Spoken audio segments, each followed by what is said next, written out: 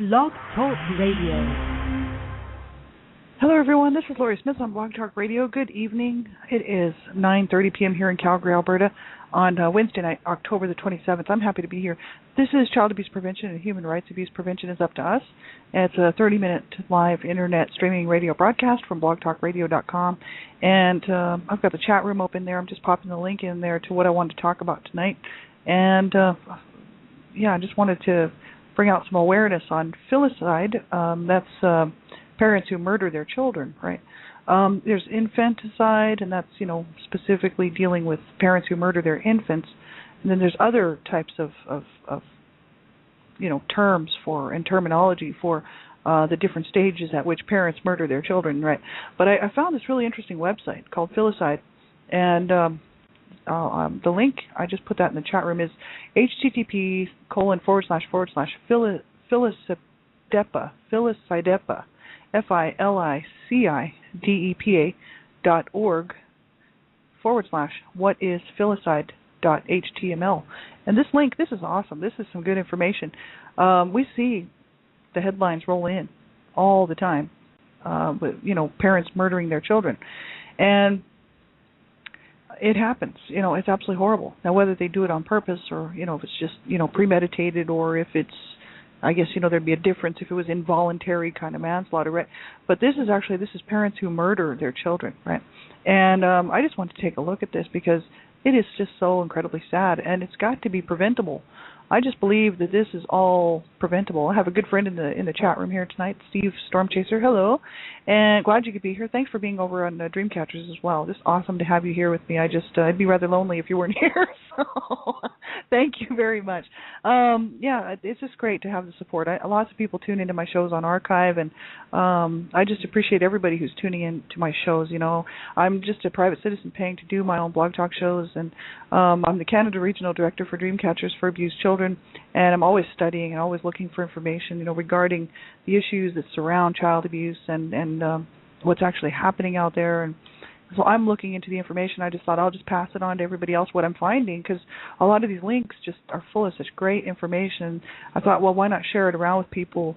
Because the more education we can all get, the more awareness we have, the more education we have, the better we can work towards preventing and stopping child abuse, right? So, and all human rights abuses, right? So that's why I just wanted to do these shows. So thanks everybody for tuning in. I really appreciate it. I talk about everything to do with abuse, so you have to listen at your own discretion, right? If it makes you uncomfortable, you have to turn the show off. That's just very important to me. I have one show on in the mornings that I do called One Child Abuse Survivor to Another, and I talk a lot about my own personal stuff, and it's all about abuse. So, you have to listen at your own discretion. What might bother you? You have to know, if the topics of abuse would bother you, and then turn the show off if it's gonna bother you, right?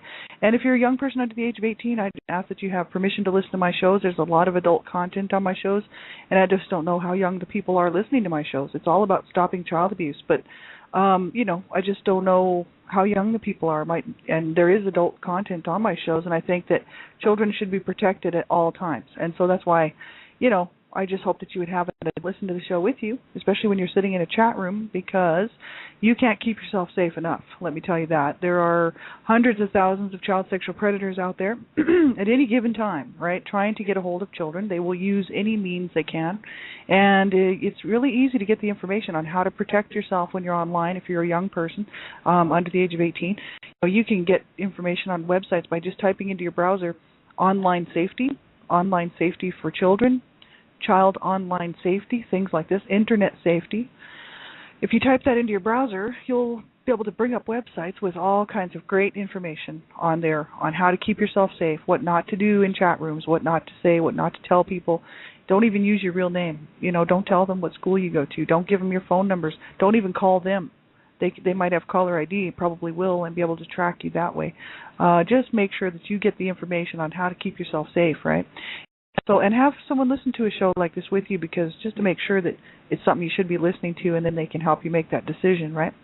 So thanks everybody for tuning in. And the FILICIDE, that's parents who murder their children. And this website, http FILICIDEPA, FILICIDEPA.org, I almost don't even know how to pronounce it, is really interesting. I went through it and was looking at it, and it's just an awesome. They're a not-for-profit organization out there bringing out awareness about filicide, and it's Filicide Education and Prevention Association. Recognize a cry for help, then reach out. It says, what is filicide? So that's what I want to look at. Fili, which is like quote unquote FILI, equals son or daughter, and cide, CIDE, quote unquote, is the act of killing. So son or daughter killing, right? Parents who murder their children. Filicide refers to the murder of a child more than 1 year old by his or her own parent or parents. A parent is the killer in most murders involving children under age 5. Of those children under age 5 killed between 1976 and 2005, 31% were killed by their fathers and 29% were killed by their mothers. So that's horrible. This is just really sad. And we see the headlines. This is why I wanted to address this, because just recently I saw some headlines where people had killed their children in the most horrific ways. And I thought, my God, how could you do that to your child? I mean, what would cause a person to, kill their children like that? And so many headlines out there that roll out. We see these horrific stories of parents or a mother or a father who kill their children. And sometimes they try to kill themselves afterwards, right? And that's what they're talking about. They said mothers who commit filicide tend to be in their late teens or early 20s, whereas mothers who commit filicide suicide are generally between 20 and 35 years old. They said stepmothers are almost 3 times more likely than biological mothers to kill their children. And just maybe because the bond just isn't there, it's just easier for them to kill their children. I don't know, I'm not a psychologist, right? I'm not a psychiatrist, but it's hard to imagine why someone would do that. How anybody in the world could on purpose kill a child. I don't get it. I don't understand it. It goes so far beyond my realm of thinking that I just can't even imagine why anybody would do that to a child. But there's some really sick people out there, right? So that's the problem. There's a lot of mental illness, and people are really sick, so that's why this happens, right? It says children under the age of 5 years are roughly 8 times more likely to be killed by a stepfather than by a genetic father. Fathers are approximately twice as likely as mothers to commit suicide after filicide. So, and we see this in the newspapers, the headlines rolling out, 40 to 60% versus 16 to 29%. Right? So the fathers are approximately twice as likely as the mothers to commit suicide after they kill their children. Fathers are also much more likely than mothers to commit familicide, killing the entire family, because fathers are more prone to complete suicide. Trials occur infrequently and attract less media coverage. Therefore, most information available pertaining to filicide focuses on mothers.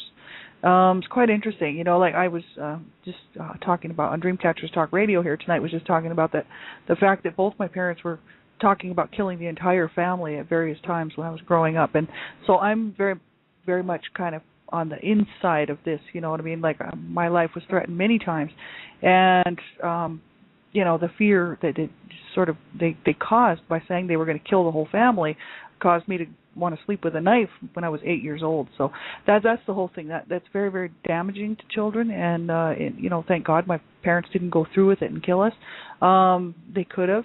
My dad was mentally ill, borderline schizophrenic, borderline personality disorder, suffered from all kinds of problems. My mom was manic depressive, as well as highly, highly abusive.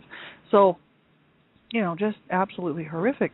But we know this is happening out here, and just because of the headlines that roll out, right? That's why I wanted to bring this up here tonight, because there's right now so many headlines out there where parents, one parent usually, there's many cases of mothers who are killing their children, and fathers too. So it's just horrible. I'm sitting there thinking, what's going on in these people's minds?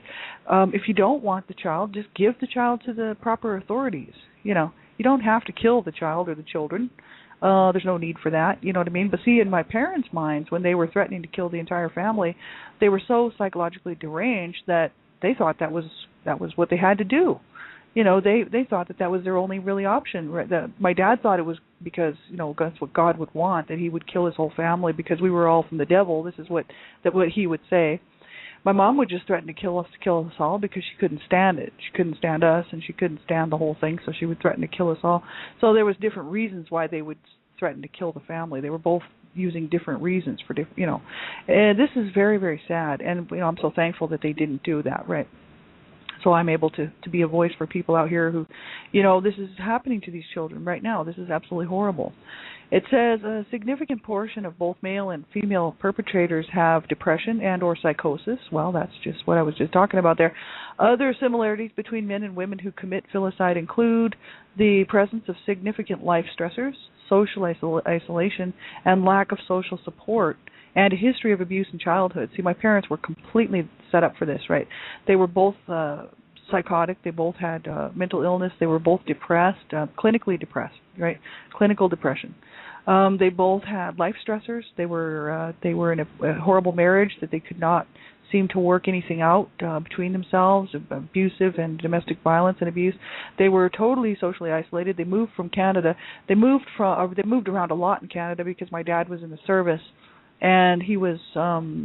They would move from base to base in Canada back in the 1940s, and then when World War II was over, then my dad moved them to the States. Shortly after that, a few years later, 1960. And so they moved to the States from Canada, didn't know anybody down there in the southwest desert of the United States. And I think they thought by moving they would be able to leave their problems behind and actually start a new life. And what they did was they just totally isolated themselves from everything that they knew. They had no social support, no social, there was no one around to help them. And it just escalated from there, and they were brought up on abuse charges, right? They were both abused in childhood. Both my parents were abused as children. My mom was abused by her mother horrifically. My grandmother was a murderous woman. She caused the death of her son and my uncle. So, my grandmother was a horrible woman. And my dad, I just don't know about him. Something was going on in the family. His parents were first cousins when they married. There was, I think, probably some sexual abuse in there or something. I don't know. There had to be something completely wrong with that family. They still don't talk about it much, but I know that there was problems because too many people were talking about their family and how kind of bizarre they really were. And so I think there was some real issues there. And obviously because my dad suffered from borderline schizophrenia as well as borderline personality disorder, and, depression and whatnot. So he had a lot of problems because of that. So the thing is the two of them, were set up prime kind of for wanting to kill their families and kill each other, right? Absolutely horrible. You have 7 kids and then you think about killing your whole family off. I mean, that's just absolutely horrible. They could find no joy. They could find no happiness about because they had this family. It was just this big burden to them and just this horrible thing because they hated each other and they were just like so unhappy with the whole thing. So very, very sad. You know what I mean? It really is. And so I wanted to take a look at the there's different types of filicide. They said there's Munchausen by proxy and then personality disorders, right? And so I've done a little bit of looking at Munchausen syndrome by proxy, right? And that's Munchausen syndrome by proxy falls under the category of filicide by abuse as a small number of victims die. A parent, typically the mother, intentionally makes her child ill, right? That's what they do because they want to be looked at as, the mother cares for their child so much because they're always administering medicines and they're always nurturing their ill child. So they will actually cause their child to be ill so they can take their child to the doctor all the time, and they'll prescribe all these medications to help their child, and then they can look like this parent who totally loves their children. And what it does is it brings them attention. It's not about the child. It's about the mother, right? And so it says the disorder is centered upon her need for attention from the medical community. The mother is fulfilled by the attention and sympathy of professionals who dote over her and her child and happy with her ability to deceive them, right? So she tries to gain attention and recognition by looking like a dedicated and loving parent. However, when alone with her child, she will subject him or her to abuse as she deliberately makes the child sick. More severe cases of Munchausen syndrome by proxy can cause death, and these parents resort to suffocation or poisoning, right? So this is horrible. We know this happens. My mom she only had kind of minimal Munchausen type stuff because my mom didn't care about us, right? She would just beat on us and then just be like, well, that's your own problem, and you're going to have to go to school with that bruise, and I don't care. Just tell the teacher I hit you, right? My mom was not like trying to look like the good mother. She didn't care if anybody knew what she was doing to us, right? So that's the thing. She kind of didn't fall into that category. Personality disorders, as far as filicide types go, they say here, There is a misconception that all cases of filicide are the result of psychopathic behavior. This has been disputed by expert research. A perpetrator may have one or more personality disorders, however. A diagnosis must be made by a trained professional following a face-to-face meeting and cannot be assumed, right? So, I mean, even me, I tend to think that it's always because the person, because I figure, how could you kill your child? How could anybody in their right mind kill their children on purpose, right? I mean, accidents, that's bad enough, but when the person literally sets out to kill their children, which people do, we see it in the paper every day, I'm like, wow, like, how could a person do that? So I think that there must be something psychologically wrong with them in order for them to be able to do it, but they're saying that that is not always the case. It says, historically, an alleged filicide perpetrator who generates heavy media coverage has automatically been labeled a sociopath, psychopath, or, as outlined below, someone with antisocial personality disorder.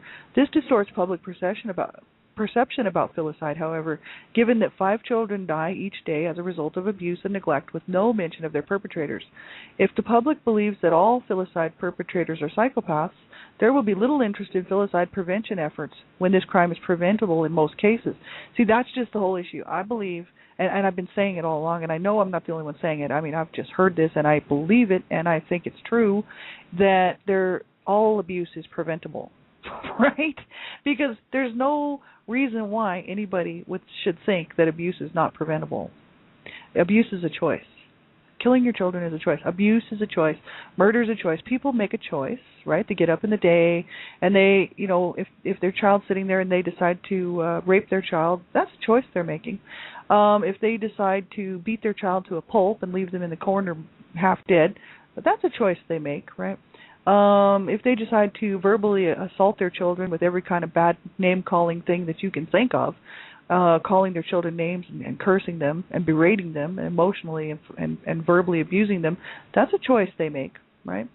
Throwing their children out of the house, right? Making them sleep on the street and telling them to get lost, never come back, that's a choice. You name it. You name it. Abuse is a choice.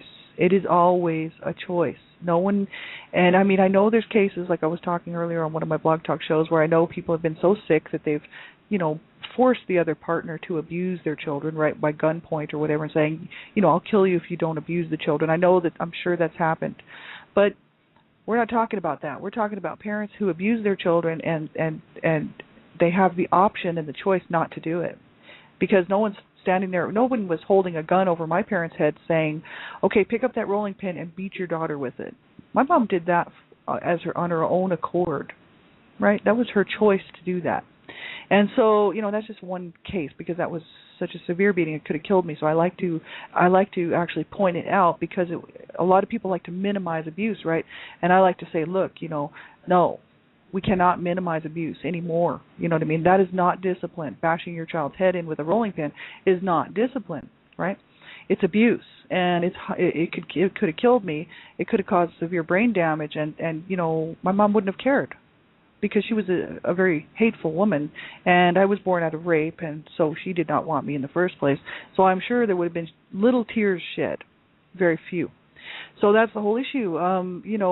People, they don't have to abuse their children. They choose to abuse, right? So this is why this is so important to me, that people realize that, and these guys are right when they say that people would think that all people who kill their children are just sociopaths. So we don't have to really address the whole situation with the general public, because, it just kind of, we'll just assume that everybody who kills a child is a sociopath. There's no help for those people anyway. So the whole issue is, these guys are trying to raise awareness and say, look, it's not always sociopaths and psychologically ill people who kill their children. It's just mean, downright mean and nasty people, right? Because I don't know how else you could do it. I don't know how else anybody could kill their children unless they're just completely evil, right? To me, they're just so evil and sick, right? So I mean, just you got to think about it. Put yourself in these poor kids' shoes. There's another the section on mothers risk factors, which is very, very important, and I think I've done some looking at it, because I know that my mom had postpartum depression issues, right? And lots of women do. And so this is kind of a section on postpartum psychosis, right, to do with filicide, which is really important. It's also, to do with infanticide, right, when parents kill their infants. There's all different kinds of different types of labels for people who kill their children, right, whether it's infanticide, filicide, there's neocide or something like that as well for when they're still in the womb, right? Says postpartum psychosis, or just when they're first born, that's what it is, when they're first born, like, just a few days old. Postpartum psychosis, according to the U.S. Department of Health and Human Services, postpartum depression can occur any time during the first year after childbirth and is thought to be triggered by a rapid change in the hormonal levels during delivery. It is fairly common. It's a fairly common disorder, they said here, experienced by 10 to 20% of all new mothers. Symptoms include sadness and hopelessness over and above the normal baby blues, right? And it's actually a real problem then, right? Because it's not just something that they're going to be able to get over, They said that postpartum psychosis is an extremely rare, less than 1 in 1,000 condition, in which a mother may experience auditory or visual hallucinations that order her to kill her children to save them or prevent evil. Right now, this happens. We hear stories where parents say, to the newspaper reporters or whoever they're talking to in the courts, right, saying, well, the devil told me to do it. Well, my dad was like that, and my dad was always thinking that because we were all from the devil, that he should kill us because God would be really happy with that. But this is how I grew up, right? And so, I was pretty scared a lot of times because I thought, man, my dad's going to come in my room and kill me and kill us all. And of course, being 8 years old and younger, I used to think that it was all kind of self-centered. I wasn't really concerned about my brothers and sisters. I was mainly concerned that he was going to come in and kill me. And, that's because that's where their mind is at. It's in the here and now, the present, and just mainly about yourself at that age, right? And it was pretty scary, to think that and to hear that from him, from his lips, from his mouth. And he didn't just say it once. This was just the norm, right? So they might, because he had hallucinations, and he's borderline schizophrenic, right? So he would hear voices, and he still does, actually. He's still very sick. So this condition is a true psychological emergency, and immediate treatment is required, right? I mean, they used to have to, my older brothers, who were probably, 15 years old and 16 years old, had to block my dad in his bedroom to keep him from killing the family or killing himself, right? I mean, he would go running down the freeway trying to kill himself, so they'd have to go and get him and lock him in his room. And sometimes he'd be walking around thinking, my mom would actually catch him talking about killing us, and she would have to tell the brothers to lock him in the bedroom and stand guard by the door so he couldn't get out, right? And so this is how we lived our lives. And, we'd be awake all night listening to him screaming about the demons and talking about killing the family, and then we'd have to go to school the next day and sit there and the teacher would be like, oh, so what did everybody do for the weekend? And, I'd be like, well, let's see. We tried to stay alive in the home. I was beaten. And, it was absolutely ridiculous. And this is the stuff that, is so incredibly sad, because had my parents gotten help and my dad gotten medication, and see, there's help for these people, right? But if they don't want to get the help, then there's nothing you can do about it. And so children get hurt. Children get killed, and this is why we're seeing this stuff in the paper here right now, today, and tomorrow and the next day. And what do? That's why everybody throws up their hands and says, well, hey, how are we going to stop this? I guess we don't know, so I guess we won't worry about it, and let's just let the little kids continue to die. I seriously think that's really absolutely ridiculous. We are pumping billions of dollars into cancer research, and hey, I am not putting that down. My sister died of cancer, and I have friends who are second-time survivors of cancer. And I love my friends, and let me tell you, I'm so happy that they're still here. And I'm all for finding a cure for cancer, let me tell you that. I'm also all for finding programs and funding programs that are going to work to help save children's lives who are being killed and maimed and tortured at the hands of their parents and caregivers mainly. And, people have to start caring about children. They really do. Now, they care about the sick kids with diseases. And there's no problem with that. There's all kinds of organizations out there, who are funded and have lots and lots of money going in to help them because, sick kids and whatnot. I'm all for that. But I'm also for these little kids out there right now tonight who are laying in their cribs, beaten and bloodied and raped. I'm also for these little kids, 5, 6, 7 years old who are crying under the bed because mom and dad just beat the shit out of them. I am also quite upset about the teenagers who are being sexually abused and who are being beaten on and verbally abused and called names and thrown out of the house. I am just as concerned for these children out here who are being abused as I am for those kids who are sick. And I think that we got to stop putting all of our priorities just in one egg basket. You know what I mean? It's like we need funding to help stop child abuse. And that is the reason why it's still continuing, because no one cares. Well, okay, I can't say no one. People that are listening to my show care. And there's all kinds of people out there that do care, and I know this. But on a national platform, where are our voices? Where are we being heard? You know what I'm saying? Like, where is the complete scream that needs to be heard in government seats to say, where is the funding to stop this mess? We see all the funding going out to find a cure for cancer. Why are we not seeing the funding necessary to get the program set up to help children, to help save their lives from crazy, absolutely whacked out parents who think it's perfectly okay to beat and abuse and rape their children? No. You know what I mean? So this makes me very angry because I'm a survivor, right? And so I know what these kids are going through, and the sooner we can get some help for them, the sooner we can all, you know, move on to something else, right? But this is pathetic that there's no national voice screaming out against this stuff, right? It's always just, no, let's minimize abuse. It's not that bad, right? And no, let's just minimize domestic violence and abuse. It's not that big of a deal. No, it's a huge deal. 1 in 3 girls, 1 in 6 boys are being sexually abused under the age of 18. That's the facts. That's the stats. Get the information. It's out there. You know, in some way, sexually abused in some way, whether that's unwanted sexual touching, exploitation, molestation, rape, you name it, right? Pretty much that's the stats for all abuse and neglect. 1 in 3 and 4 girls, 1 in 6 or 7 boys will be abused in some way under the age of 18. Where's it happening? 90 to 95% of abuse occurs in the home, right? It's in our homes, you know, right along with the cancer and everything else. But nobody cares that these kids are being abused because it's discipline, you know. It makes me so incredibly sick, you know, that people will allow children to be abused within the home and will do nothing to get them any help because they don't want to come up against the abuser, they don't want to come up against the powers that be within the home, or they flat out don't care, which was my parents' case. They really didn't care. Neither one of them tried to save any of the children against each other, right? According to my parents, we all deserved what we got. So, you know, that's incredibly sad, right? And it's just so pathetic that society wants to minimize abuse and just act like it's no big deal, and you know, just act like it shouldn't be such a big deal. Why can't these kids just get over it or whatever? You know, it's so incredibly wrong. You know, I don't know. I'm on a bit of a rant here tonight, but anyway, this whole thing about parents killing their children is not right. You know what I mean?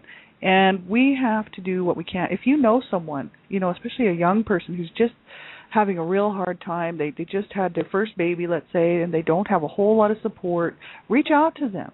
You know, just if they look like they're having a hard time and they sort of even tell you something, like drop you a hint that things aren't going well and they just don't know how they're going to cope with this baby or whatever, don't just blow it off.